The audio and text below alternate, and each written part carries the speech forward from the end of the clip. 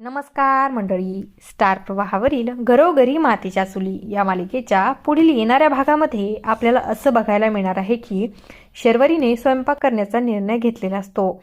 तेव्हा आता शर्वरी ही स्वयंपाक करायला किचनमध्ये जात असते. तेव्हा ऐश्वर्या, जानकी आणि अवंतिका ह्या तिघीही खूपच घाबरलेल्या असतात की अचानक शर्वरीने स्वयंपाक करायचा निर्णय का घेतला असेल.